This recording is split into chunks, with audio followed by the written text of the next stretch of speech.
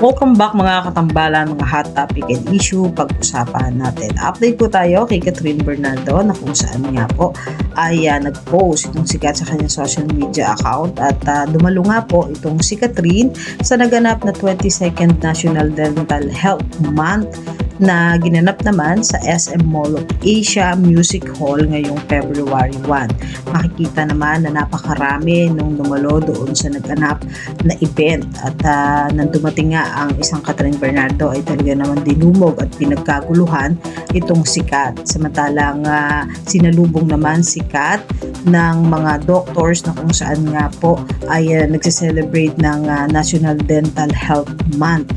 Makikita naman kay Catherine na napakasimple at lutang na lutang ang kagandahan ng isang Catherine Bernardo nang dumalo nga sa event. May ilang ding mga photo at video na isinare itong sikat, pati ang kanyang team na makikitang nagbigay ng messages itong si Catherine.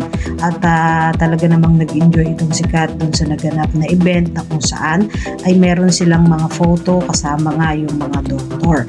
At talaga namang pinagkaguluhan ang isang Catherine Bernardo nang dumating nga po doon sa event. At napakarami ng mga tao na dumalo. At bukod doon ay nagkaroon din itong sikat ng autograph signing na kasama rin yung mga doktor na nag-signature doon sa wall.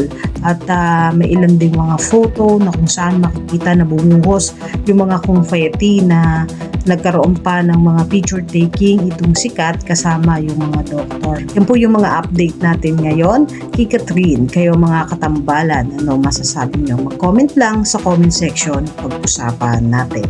Yan ang mga hot topic and issue dito lamang sa Tambalang JK.